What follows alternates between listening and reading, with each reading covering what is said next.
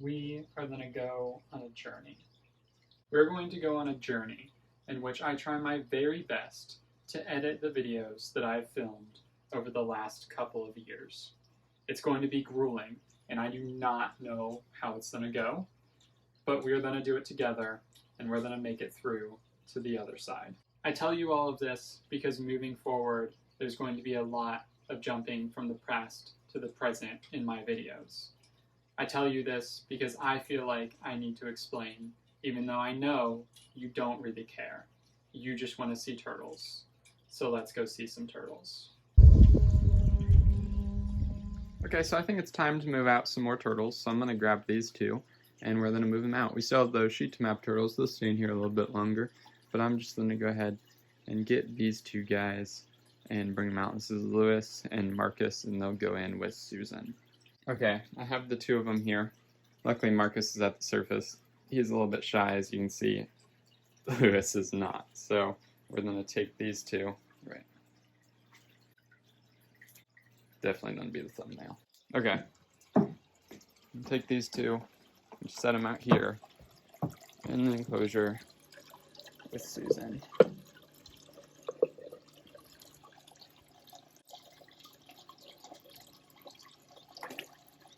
Marcus is getting so big. By the end of the summer, he's gonna beat Lewis's size for sure. He'll outgrow Lewis, which is pretty funny. But just because of Lewis's adult size for being a male western painted turtle. And I don't know if this is a male or female quite yet. Tail's, I don't know. I really can't tell. I feel like the tail's small. I don't know, the nails might be kind of long. It might be a male. So if it is, then it's already Marcus. But if it's not, then it'll be Marceline. Currently, I think it is actually male. And in that case, then he'll still outgrow Lewis. But it's crazy. I've had him for so long, since he was so tiny, and his scoots are still all messed up. But it's interesting to see how he's grown in for, having him so long. It's pretty nuts. He'll jump in on his own time. But I'm gonna get some more filter stuffs because this stuff's looking pretty dirty. I'm trying to stay on top of replacing it relatively often just to clear up the water, but it's already starting to turn green a little bit, so I don't know what I can do about that. I have proclaimed it time to take out the Washita map turtles.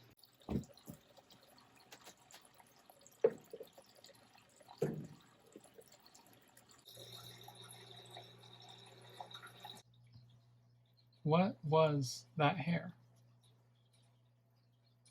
What was I doing? My apologies to everyone for that hair. Oh my goodness. I then proceeded to wait an exorbitant amount of time for the Washita map turtles to jump in on their own.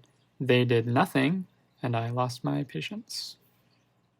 Then I got distracted by a frog. There's a frog. Here, wait, it's right up there. That little lump on the roof is a frog. Or maybe, I don't know, it looks so weird. Guys, jump in. Go. Get in. There you go. There you go. Ah. There it is. Ah, there it is. That's so cool. Alright. I'll get you guys so you're not. There we are. Now I'm back to normal filming. Look at that spider. Oh, look, there's a frog. That's so cool. It was just making noise.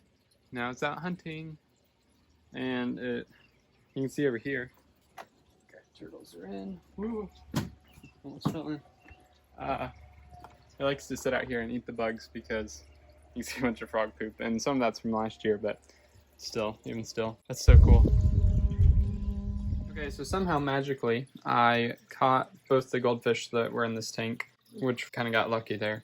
But I'm going to take them out and put them in the 300 gallon with the turtles, so then they can swim around. And then we still have the adult fish over here that are doing just fine in here, and I'll move them over as well at some point. Goodness, they're huge. But as of right now, I'm just going to move over the 2 babies, and then there should be some other babies as well out there, if I remember correctly, or if they have still made it out alive. Then they're a lot smaller though than even those 2, but they should grow up quite a lot. As with like that goldfish, that the orange one was this white one was that size about when I moved it outside to the summer. So as you can see, now it's an adult. So these guys should grow up to adults by the time I bring them back in, I think. Well, that's not good. I just saw Norman over here with the rest of them.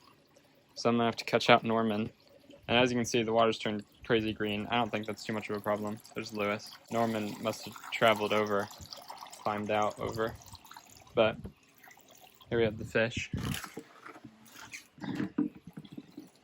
And here, I can let him sit right here. While the goldfish are temperature acclimating, I'm going to try to find Norman because he's mean to other turtles and he needs to be moved back into his part of the tank. Here's a turtle. Oh, this is Susan now. There's Susan. Oh, this is a Shita map turtle. Oh, I'm wondering where Norman went. Okay, well, he's not over here. Fortunately, he's probably somewhere back behind there. Oh no, I wonder if he's attacking them. There's no real way of knowing. So I could just leave him in, but he's probably going to be periodically attacking the turtles. I'll throw in some. I need to get some type of filtration going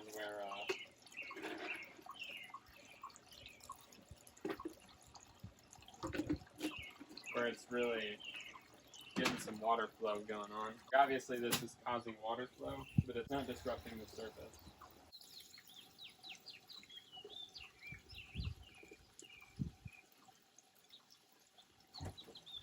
I finally found Norman, but my father came out to talk to me during the clip. Norman is a very old red-eared slider. He is about 26 years old present day, which is quite a bit older than me. He was raised alone for the first 21 years of his life. That's when I got him.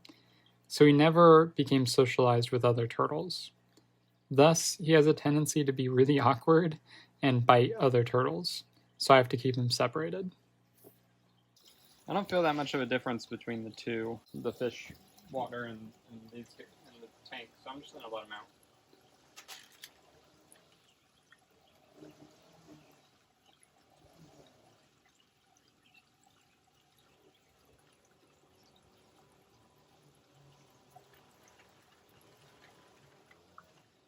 So, obviously they are at risk of getting hurt by the turtles, so I'll try to move out the adults pretty soon. So then there's more like dilution of aggression. But if Susan or some of them get the chance, then they're going to eat them. So not all of them will go after fish, but I know Lewis and Susan would, but it seems like everybody's doing all right in here. I don't see any turtles on the ground, so looks like they've all just been in here. Lewis and Marcus have been basking, so that's pretty cool. Walked out here a couple times and they go ahead and jump in. But that's good to see. And then I'm sure the other turtles will start basking as well. For some context, I move my turtles outside to the 300-gallon stock tank every summer. I move them outside in the April to May time range, and then I normally bring them in the September to October time range, and that's kind of what works for me here in Ohio. This allows them to get natural sunlight outside for about half of the year, and then for the other half, I provide them with UVB lighting. In the past, I would bring the goldfish in as well, but present day, I keep the goldfish in the 300-gallon stock tank year-round. The goldfish are perfectly fine even if there are a couple inches of ice on top of the surface of the stock tank, as there currently is, as of filming this video. But the main concern is having oxygen exchange and water flow. So as long as the filter is running and oxygen exchange is happening at some point in the surface of the water, then the goldfish are completely fine. So I've done this for a couple winters now, and as long as the water's flowing, the filter's going, even if I have to use an ice pick to get to the normal surface of the water, the goldfish will live through the winter and be just fine. That is going to be it for this video, so I hope you enjoyed.